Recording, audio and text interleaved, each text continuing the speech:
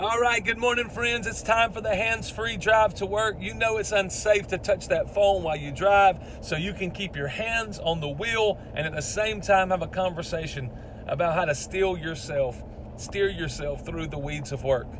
I hope you've enjoyed our talks together. I hope you're still learning and thinking differently. And the last video was about how to actually decide differently, because we've said this over and over again.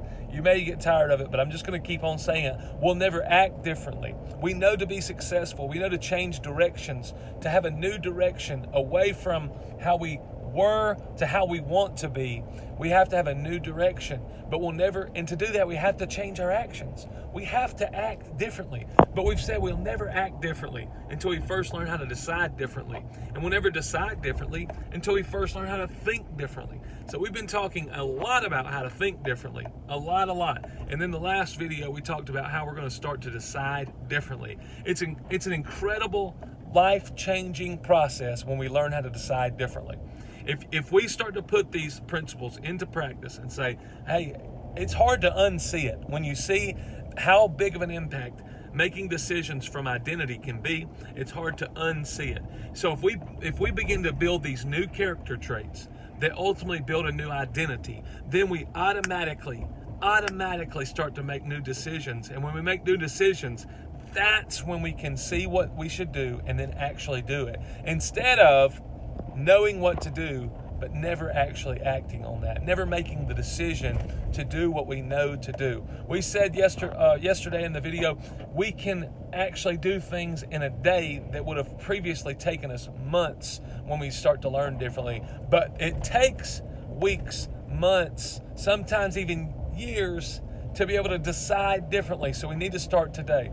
We need to start building new character traits today that ultimately build a new identity, that help us make new decisions. We're drawing on James March research, all that's recapped. So what we have to do now is say, what are some of those traits? And this is one of my favorite ones. It's really faithfulness or grit. I love the word grit. Angela Duckworth is a social scientist, and she wrote a book called Grit. She talks about the power of passion and perseverance. If we begin to build that character trait of grit, I hope you can see that when we start to think through this, that if you start to build the character trait of grit, then you'll be someone who can make decisions quickly and be able to see a need and go out and meet that need. If you build that trait, then you become that kind of person. And so when that, on a day-to-day basis, when you're making decisions from your identity, you are a faithful person. You are a gritty person. You have the power of passion and perseverance. And so you don't have to make a cost-benefit analysis every time. You're not going to anyway. You're going to draw from that grit instead of another character trait. You're going to replace it with grit. So how do you do that? How do you actually build the character trait of grit? And just to be cute, we'll do the 3 E's of character development. There are 3 E's when you're trying to develop any new character trait. 3 E's will make it easy and memorable for you. The first E is you have to have the character trait explained. That's obvious. The first E is you have to have the character trait explained. Then you have to have an example, and then you have to experience the character trait. And I'll go through them really quickly for you. First, you have to have it explained. If we're learning something new, obviously we want to get the real definition of that word, not to have some, vague concept of how, we think that word may look, or something we heard in 5th grade. We need to know what is grit? What trait are we talking about? What are we not talking about? And grit, again, according to Angela Duckworth, is just simply the power of passion and perseverance. The power of passion and perseverance. Grit means that you show up when things are difficult, and you continue to show up when things are difficult. You don't stop when things are difficult. A prime example is Angela Duckworth said in her household, we do not say I can't. We can't say that. We do not say I can't, Angela Duckworth says. And I adopted it in our house, and I know I just actually used this last night whenever we were working on a math problem with me and Livy. But Livy, when she started to learn piano, and then she's doing really well with it now, but when she started to learn piano, she's our oldest. I remember over and over again, she would get frustrated. She learns really quickly and things come easy to her, but she would get frustrated and she would say, I can't, and almost just start weeping. And so when I read this, book by Angela Duckworth, I started to tell Livy, we don't say I can't. We say I can't yet. I can't yet. See, there's an acknowledgement that I don't have the ability today, but there's not an acknowledgement that I'm going to stop trying to learn that new ability. There's an acknowledgement that, yes, I'm unable to perform this action right now, but I'm not going to be unable to perform it forever. Do you see that? That's grit. When you say I can't yet instead of I can't, that's beginning to form the character trait of grit. When we have it explained. We know what grit is. We got that in our brains. Now we need to see an example. We need to see a person, another human, who has actually displayed grit. That starts to help us even more, not just see the trait itself and understand it. We actually get to see it employed. We get to see somebody put some action behind the trait grit. And in our country, there was a time period when tremendous grit was displayed.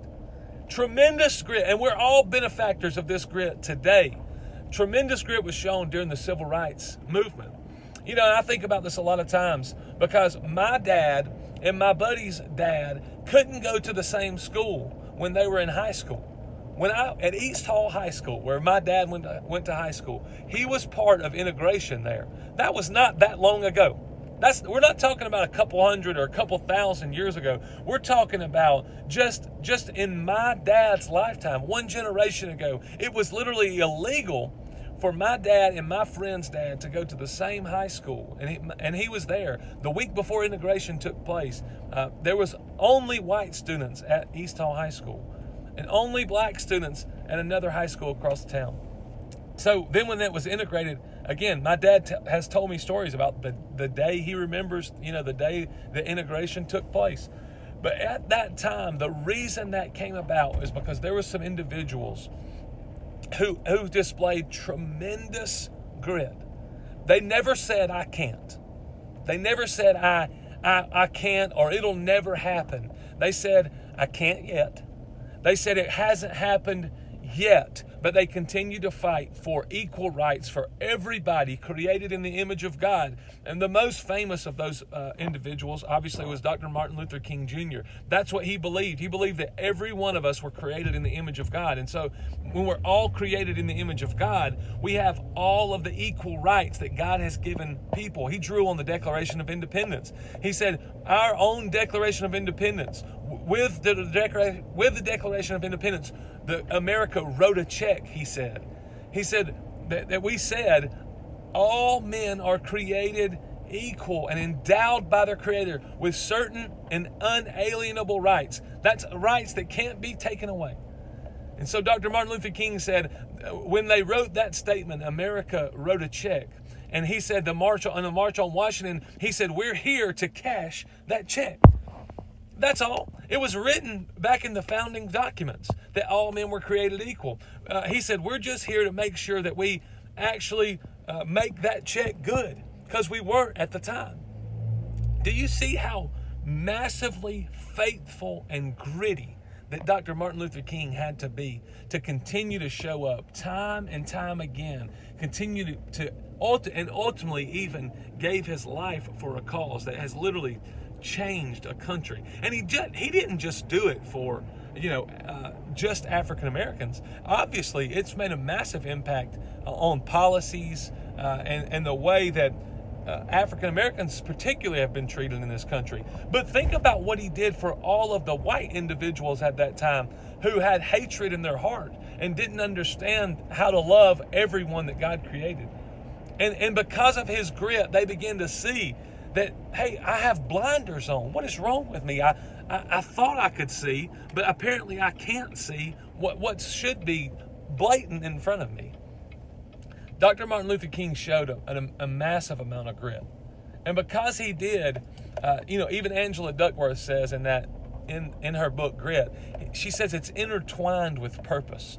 When you see a massive purpose, then you can show grit. And when you show grit, it helps you actually to entrench yourself in that purpose. It helps you to see that purpose even more. You see how this happens with last to least? We start to see need meeting as a massive purpose in our work. And then we start to develop this character trait of grit. And it's like a spiral staircase, kind of ascending. We take one step, and then we take another, and then we take another. And then we grow in grit. And then we actually go out and meet needs. And then we meet needs, and we grow in grit. It's incredible. It's incredible how this trait starts to form when we first have it explained, and then we have a great example of it. But last, the third thing that we need is to have that trait experienced. And this is very powerful. It's very simple. The examples for each of us will be very different. My example won't be anything like your example. But the last thing that we need to have when we're trying to develop the character trait of grit, we need to know when someone has displayed that character trait for my good. That's the most powerful. And I'll give you an illustration in a minute of why that's so powerful. But grit, when you see grit and you have grit explained to you, but then last, when you experience it, it's something that sinks it down into your heart for good. And I'll tell you, for me, when I experience the trait of grit being displayed for my good, and I'm pulling over for just a second. When I experience that trait personally, I see that in my mother. And I know some of you ladies are saying "oh" right now, and some of you fellas may be like, come on, man, or if you're a mama's boy like me, you might start crying during this part. But, my mom actually displayed tremendous grit for us growing up. I remember there was a lot of times whenever she was the first one up and the first one out of the house, before the rest of us even got up. And so she was going and making sure that she was providing for our family. She put herself through school later on, and I don't think she graduated from with her bachelor's degree until I was in 4th or 5th grade, and then went on to get a specialist. And all the time she's working hard, making sure that she provides for our family. And I can look back on that and say, man, that was a time when I saw someone keep showing up when it would have been easier to do something different, but she kept working hard and kept showing up for me. Let me show you why that's so powerful. Let me show you why that simple act that she did for me is more powerful even sometimes than seeing it in someone else.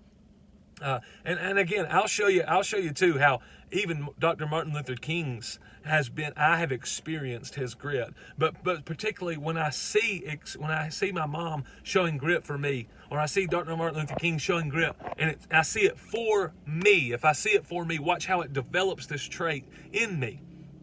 You imagine if there was an individual right now who was borrowed. Let's say I started a new company and I borrowed $10 million to start this company, and I went to someone who was the benefactor, and someone who was going to give me that money, and I went to them and I said, I need $10 million. I'm going to start this business. It's an incredible opportunity, and I know it's going to work.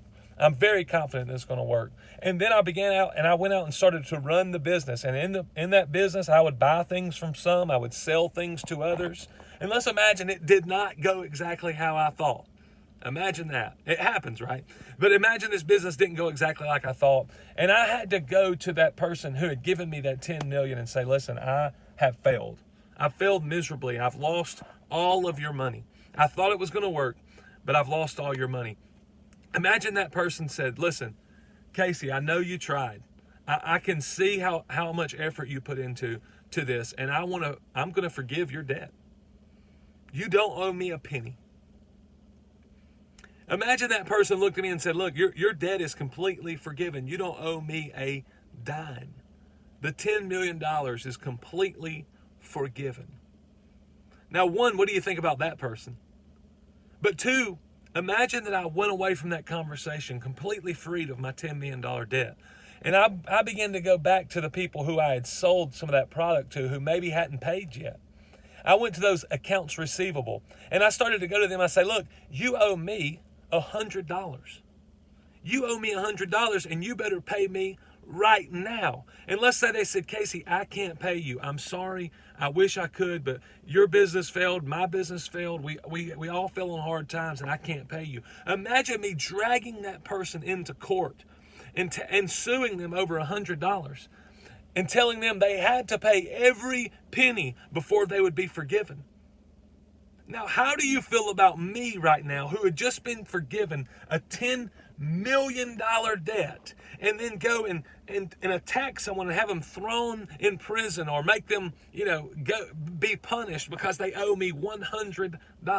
Are you kidding me? What kind of person would you think I am? See, when somebody has done something powerful for you, we just expect that we should do something extremely powerful for someone else.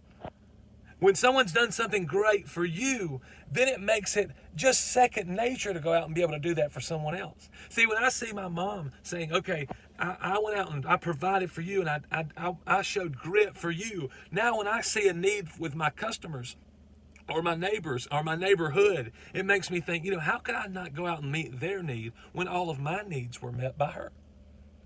Even with Dr. Martin Luther King, I'm telling you, when I started to see what kind of grit that he showed for this country, and now I see it for me, my life is better now. I have friendships that I may have never had before. My life is more full and rich because Dr. Martin Luther King showed that kind of grit. And so when there's a time when I can get involved in helping other people's eyes be opened to their own blindness sometimes, I want to show up. I want to make sure that I'm involved in that process.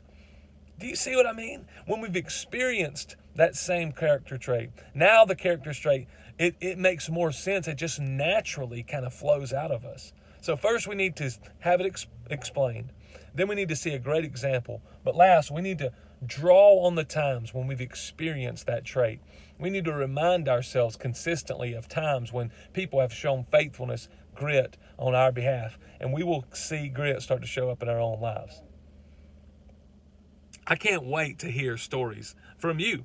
I'd love to see it in the comments. I'd love to see where maybe a great example of grit, or maybe even a time when you've experienced grit, so that we can share those and learn from each other. Thank you for listening. Hands-free drive to work.